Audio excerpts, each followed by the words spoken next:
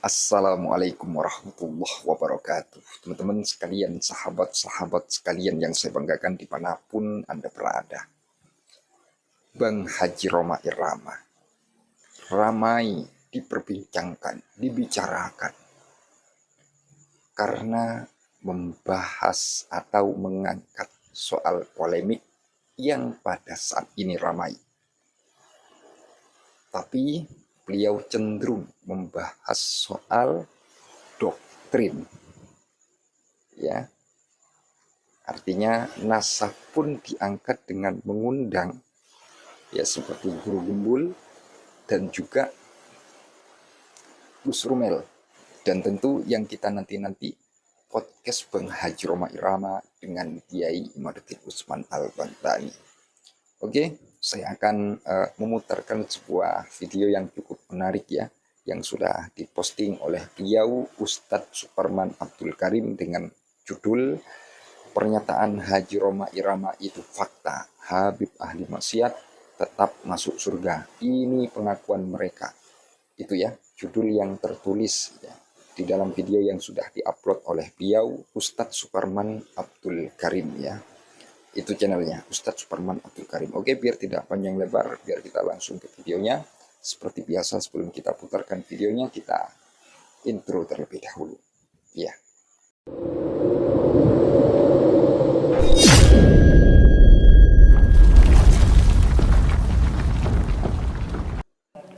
Yang lebih menyesatkan lagi begini, Bu. Pokoknya selama dia cucu Nabi, kalau dia Habib, walaupun nggak sholat, nggak bayar zakat, nggak puasa, walaupun kerjaannya maksiat, walaupun nidurin bini orang, selama dia Habib pasti masuk surga. Ini orang Lampung dengar beginian mapas. Bangi temen ya Bu ya. Enak betul jadi cucu Nabi itu, walaupun nggak sholat, nggak puasa gitu, nggak zakat, kerjaannya maksiat, sampai meniduri bini orang, tetap masuk ke dalam surga walaupun berzina. Nah, doktrin ini menyebar. Bahkan ada doktrin begini, walaupun antum tidak sholat, tidak puasa, tidak bayar zakat, selama antum jadi muhibbin, cinta sama Habib, masuk surga.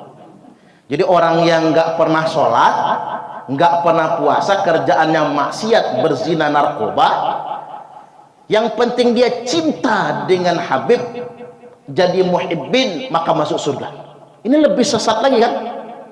Bahkan ada yang mengatakan begini, orang yang berzina sama Habib sampai hamil, maka anaknya itu adalah cucu Nabi, walaupun hasil zina. Makanya jangan harus saya sadarkan, ini bahaya ini. Lalu yang saya garis bawahi begini, klaim begini, walaupun ahli maksiat, walaupun nggak pernah sholat, yang penting Habib, dia pasti masuk surga. Yang kedua, walaupun nggak pernah sholat, walaupun berbuat maksiat, yang penting cinta sama Habib, pasti masuk surga. Ini masalah ini. Mengapa? Bertentangan dengan ajaran Islam, bertentangan dengan ajaran Nabi. Coba Nabi berkata apa? Kata Nabi, wahai Bani Quraisy, la ughni ankum minallahi syai'a, saya tidak bisa sedikit pun menolong kalian di sisi Allah. Wahai Bani Abdul Manaf, la ughni ankum minallahi syai'a, saya nggak bisa nolong kalian kalau kalian tidak bertakwa. Wahai Bani Abbas bin Abdul Muthalib, ini paman Nabi, la ughni ankum minallahi syai'a, saya tidak bisa nolong kalian.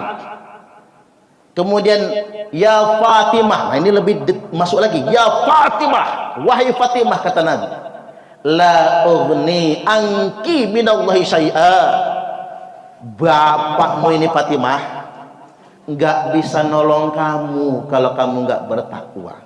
Mari kita dengarkan, mari kita perhatikan.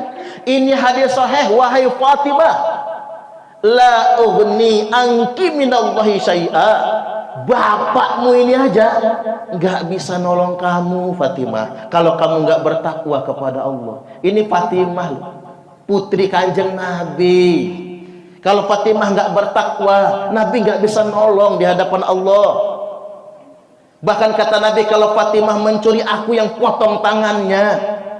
Makanya menurut saya kalau ada yang ngaku-ngaku hari ini dzurriyyat Nabi, cucu Nabi, ngaku-ngaku Habib, lalu mengklaim walaupun nggak sholat nanti pasti masuk ke dalam surga, itu ajaran sesat dan menyesatkan. Nggak boleh dipercaya yang sedemikian rupa. Nabi aja nggak bisa nolong Fatimah kalau Fatimah maling, kalau Fatimah berbuat maksiat.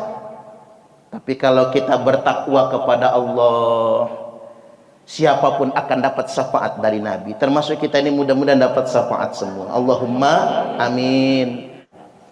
Makanya Nabi sallallahu alaihi wasallam mengingatkan, ini hadis sahih Muslim, wa man batta'a bihi amaluhu lam yusri' bihi nasabuhu. Barang siapa yang lambat amalnya, maka nasabnya tidak bisa mengejarnya. Barang siapa yang lamban amal solehnya, maka nasabnya tidak bisa mengejarnya kepada kemuliaan. Kalau dalam bahasa kitanya, walaupun anak presiden kalau nggak soleh, walaupun anak kiai kalau tidak soleh, walaupun anak nabi kalau tidak soleh, nasab tidak bisa mengejarnya. Artinya dia tidak akan mendapatkan kemuliaan. Ini ajaran Islam. Jadi Islam menitik tekankan kemuliaan bukan kepada nasab, bukan kepada pangkat dan jabatan bahkan, tapi Islam menekankan kemuliaan pada amal solih. Makanya walikullin darajatun mimma amilu. Tiap-tiap orang itu derajatnya tergantung dari apa yang mereka amalkan, tergantung perbuatan masing-masing. Nah, ini saya sampaikan begini penting karena memang Islam itu membersihkan kasta-kasta. Jadi jangan sampai kita mengajarkan Islam malah menciptakan kasta baru, klan istimewa. Islam itu menghapus kasta. Kasta itu apa? Klaim kemuliaan berdasarkan nasab. Nasab tak menjamin kita, yang menjamin adalah iman dan takwa. Sepakat kira-kira? Soalnya begini, ada yang jualan nasab, ngaku cucu Nabi gitu, mengaku dzurriyyat Nabi misalnya. Mengapa orang ngaku cucu Nabi? Karena kalau ngaku Nabi, orang nggak percaya, pasti Nabi palsu. Makanya dalam peristiwa Futuh Mekah, Nabi sallallahu alaihi wasallam telah bersabda, innallaha qad adhaba ankum ubiyatal jahiliyah wa ta'azumaha bi abaiha. Sesungguhnya Allah telah mencabut dari kalian semua kesombongan, kebanggaan jahiliyah, wa ta'azumaha bi abaiha, di mana bangsa jahiliyah itu terbiasa menyombongkan leluhur, menyombongkan nasab.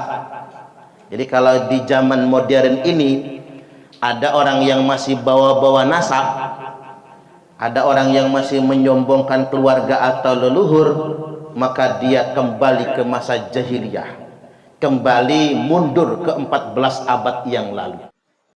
Jadi kurang lebih seperti itu. Sangat-sangat menarik sekali dari apa yang baru saja beliau sampaikan. Dan tentu juga cukup mengejutkan ya. Karena memang ketika kita lihat judulnya ya seperti itu. Jadi sebenarnya di sana ada deskripsinya ya. Dan saya rasa ini sangat perlu pula untuk saya bacakan. Mengapa para Ba'alwi malah menyalahkan Bang Haji Rhoma Irama? Dengan tanda tanya ya.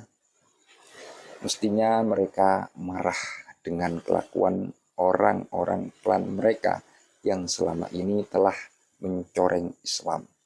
Artinya mungkin tertujunya itu tertuju ke oknumnya seperti itu. Nah, mestinya mereka marah dengan kelakuan orang-orang klan mereka yang selama ini telah mencoreng Islam dan mencoreng nasab suci Rasulullah ya, Sallallahu Alaihi Wasallam. Ini di deskripsinya beliau Ustadz Suparman Abdul Karim. Dan komentarnya pun sangat banyak ya. Komentar yang baru-baru masuk itu ya 1 jam yang lalu. Dan video ini sudah terposting 5 hari yang lalu. Ya maksud saya sejak dari pembuatan video ini ya. Jadi seperti itu.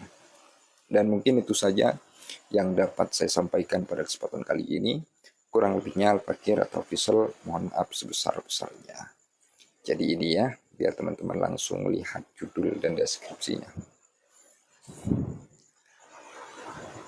Nah itu pernyataan Haji Rhoma Irama itu fakta.